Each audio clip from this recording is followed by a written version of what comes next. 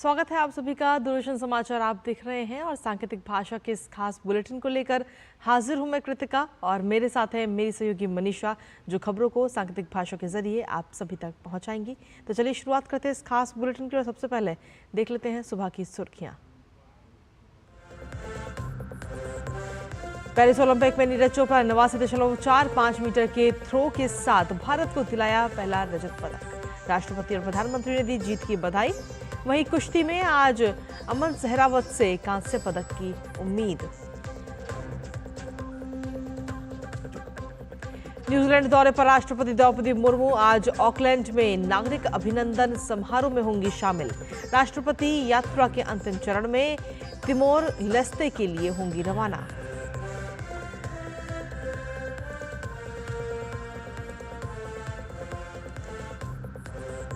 लोकसभा में रेल संशोधन विधेयक 2024 सहित 4 विधेयक होंगे पेश। 2 विधेयकों पर होगी चर्चा। वहीं राज्यसभा में प्राइवेट विधेयकों पर चर्चा प्रस्तावित।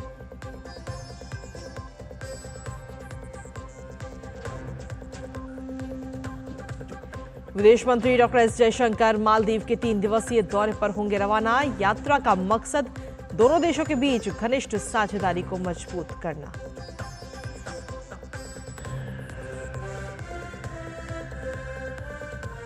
सुप्रीम कोर्ट आज 11 अगस्त को होने वाली नीट पीजी 2024 परीक्षा को स्थगित करने की मांग वाली याचिका पर करेगा सुनवाई।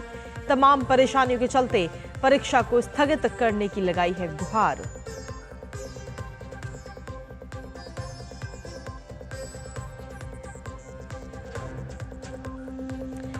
देश भर में आज से घर घर तिरंगा अभियान की हुई शुरुआत। अभियान के दौरान कई कार्यक्रमों का भी होगा आयोजन। प्रधानमंत्री ने सेल्फी अपलोड करने का किया था आह्वान।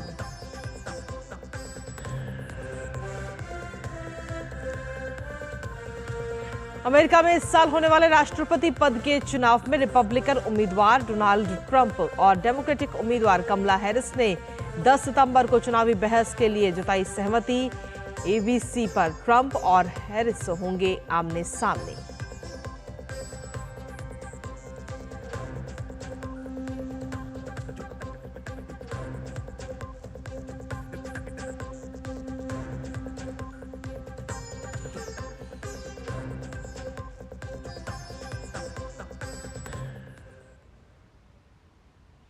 और चलिए हेडलाइंस के बाद अब खबरों में विस्तार से बात करेंगे, जहां टोक्यो ओलंपिक के स्वर्ण पदक विजेता भारतीय एथलीट नीरज चोपड़ा ने ओलंपिक में फिर से पदक अपने नाम कर लिया है।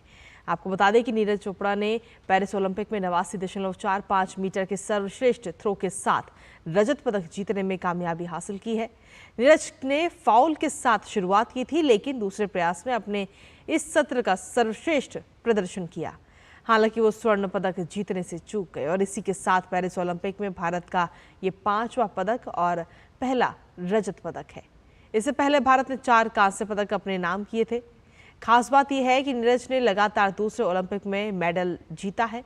नीरज चोपड़ा लगातार 2 ओलंपिक खेलों में स्वर्ण और रजत पदक जीतने वाले पहले भारतीय एथलीट बन गए हैं। नीरज साथ ही व्यक्तिगत स्पर्धा में 2 ओलंपिक में पदक जीतने वाले तीसरे भारतीय खिलाड़ी बन गए हैं। उनसे पहले सुशील कुमार और पीवी सिंधु ने ये उपलब्धि हासिल की थी।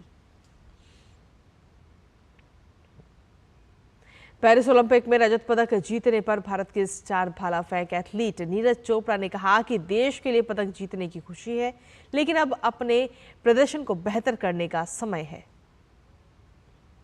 अपनी कंट्री के लिए मेडल जीता है तो उसकी खुशी है, और अच्छा करेंगे, मेहनत अभी करेंगे। ये तो दिन है, कभी किसी खिलाड़ी का दिन होता है, कभी किसी का, लेकिन हम मेहनत करनी नहीं छोड़ेंगे और अभी आगे और भी कंपटीशन आते रहेंगे, उनमें फिर मेहनत करके और अच्छा करेंगे। वहीं राष्ट्रपति द्रौपदी मुर्मू ने पेरिस ओलंपिक में रजत पदक विजेता नीरज चोपड़ा को जीत की बधाई दी है। उन्होंने सोशल मीडिया प्लेटफॉर्म एक्स पर एक पोस्ट किया, जिसमें उन्होंने लिखा कि पेरिस ओलंपिक में रजत पदक जीतने और इतिहास रचने पर नीरज चोपड़ा को हार्दिक बधाई। वो लगातार 2 ओलंपिक खेलों में स्वर्ण और रजत पदक जीतने वाले पहले भारतीय एथलीट हैं। भारत को उन पर गर्व है। उनकी ये उपलब्धि आने वाली पीढ़ियों को प्रेरित करेगी। भारत को उम्मीद है कि नीरज चोपड़ा भविष्य में और भी पदक और गौरव लाएंगे। वहीं प्रधानमंत्री नरेंद्र मोदी ने भी पेरिस ओलंपिक में रजत पदक जीतने पर नीरज चोपड़ा को बधाई दी है। उन्होंने सोशल मीडिया प्लेटफॉर्म एक्स पर एक पोस्ट किया और लिखा कि नीरज चोपड़ा उत्कृष्टता के साक्षात उदाहरण है। उन्होंने बार बार अपनी प्रतिभा दिखाई है। भारत को खुशी है कि वो एक बार फिर ओलंपिक में सफल रहे हैं। रजत पदक जीतने पर उन्हें बधाई। आने वाले अनगिनत एथलीटों को अपने सपनों को पूरा करने और हमारे देश को गौरवान्वित करने के लिए प्रेरित करते रहेंगे।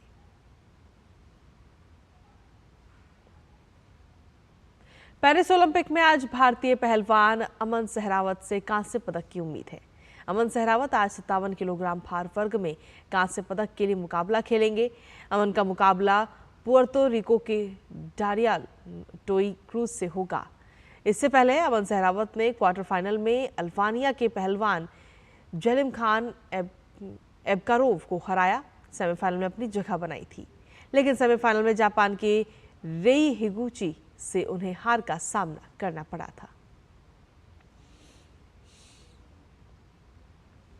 और चलिए खबरों में आगे बढ़ते हैं, जहां न्यूजीलैंड दौरे पर राष्ट्रपति द्रौपदी मुर्मू आज ऑकलैंड में नागरिक अभिनंदन समारोह में शामिल होंगी, जहां वो भारतीय प्रवासियों और फ्रेंड्स ऑफ इंडिया नामक संगठन के सदस्यों के साथ बातचीत करेंगी। न्यूजीलैंड में भारतीय प्रवासियों की संख्या 3 लाख है और वो न्यूजीलैंड में अच्छी तरह से एकीकृत हैं। साथ ही दोनों देशों के बीच एक ब्रिज के रूप में कार्य कर रहे हैं। इसके बाद राष्ट्रपति द्रौपदी मुर्मू यात्रा के अंतिम चरण में तिमोर लेस्ते के लिए रवाना होंगी।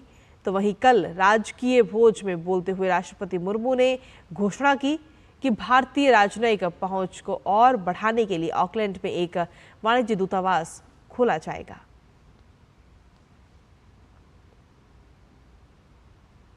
और चलिए आगे बढ़ते हुए बात अब संसद सत्र की कर लेते हैं, जहां लोकसभा में आज 4 विधेयक पेश किए जाने के लिए सूचीबद्ध हैं। लोकसभा में the banking laws amendment bill 2024 यानी कि बैंक कार्य विधियां संशोधन विधेयक 2024, the carriage of goods by sea bill 2024 यानी कि समुद्र द्वारा माल वहन विधेयक 2024, the bills of lading bill 2024 यानी कि वहन पत्र विधेयक 2024 और रेल संशोधन विधेयक 2024 पेश किए जाएंगे। इसके साथ ही लोकसभा में 2 विधेयक चर्चा के लिए पेश किए जाएंगे। ये विधेयक हैं भारतीय वायुयान विधेयक 2024 और गोवा राज्य के विधानसभा निर्वाचन क्षेत्रों में अनुसूचित जनजातियों के प्रतिनिधित्व का पुनर्समायोजन विधेयक 2024। इसके साथ विभिन्न विधायी कार्यों के साथ साथ प्रश्नकाल के दौरान विभिन्न मंत्रालयों से कई अहम प्रश्न भी पूछे जाएंगे। साथ ही प्राइवेट मेंबर बिजनेस दौरान कई प्राइवेट बिल भी सदन में पेश किए जाएंगे। इसके साथ ही कई प्राइवेट विधेयकों पर चर्चा भी की जाएगी। तो वहीं अगर राज्यसभा की अगर बात की जाए तो उच्च सदन में आज कई विभिन्न विधायी कार्यों के साथ साथ प्रश्नकाल के दौरान विभिन्न मंत्रालयों से कई अहम प्रश्न पूछे जाएंगे। साथ ही प्राइवेट मेंबर बिजनेस इस दौरान कई सांसद प्राइवेट बिल सदन में चर्चा के लिए पेश करेंगे। साथ ही कई उच्च सदन में कई प्राइवेट विधेयकों पर चर्चा की जाएगी।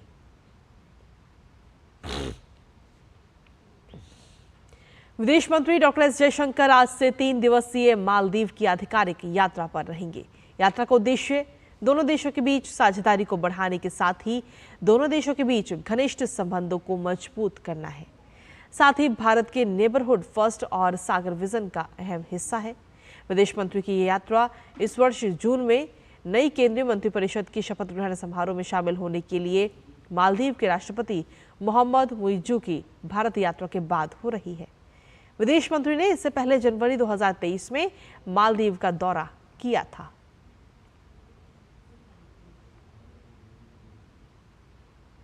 नीट पीजी 2024 परीक्षा की तैयारियों में लगे हुए 2 लाख से ज्यादा छात्रों की नजर आज सुप्रीम कोर्ट के अहम फैसले पर रहेगी।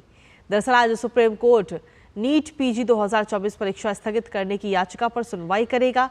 7 अगस्त को याचिकाकर्ता ने सुप्रीम कोर्ट में इसे स्थगित करने की याचिका दाखिल की थी।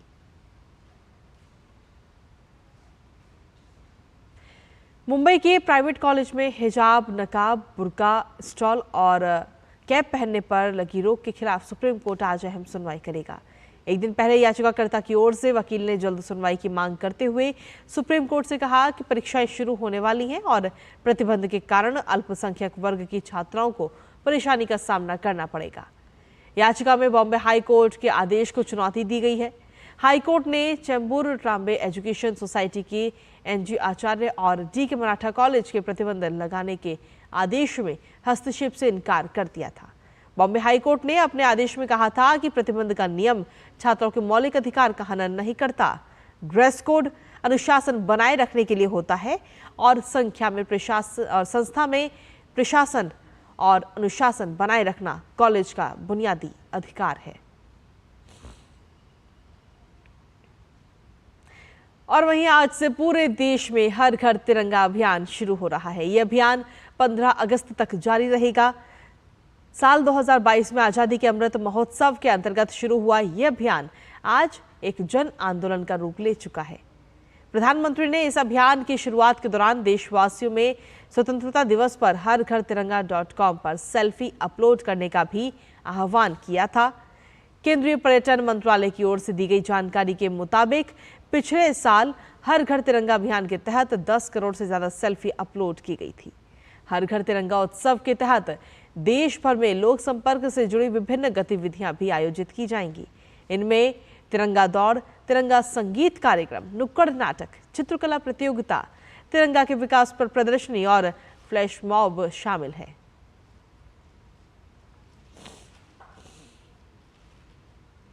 और अब बात अंतर्राष्ट्रीय खबर की, जहां अमेरिका में इस साल होने वाले राष्ट्रपति पद के चुनाव में रिपब्लिकन उम्मीदवार डोनाल्ड ट्रंप और डेमोक्रेटिक उम्मीदवार कमला हैरिस ने 10 सितंबर को चुनावी बहस के लिए सहमति जताई है।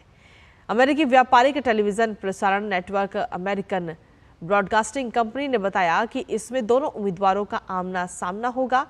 इस घोषणा से कुछ देर पहले ही ट्रंप ने एक संवाददाता सम्मेलन में कहा था कि उन्होंने 3 टेलीविजन नेटवर्क के समक्ष राष्ट्रपति पद के चुनाव की प्रक्रिया के तहत 3 बहसों का प्रस्ताव रखा है। उन्होंने कहा कि वो सितंबर में कुछ निश्चित तारीखों पर सहमत हैं।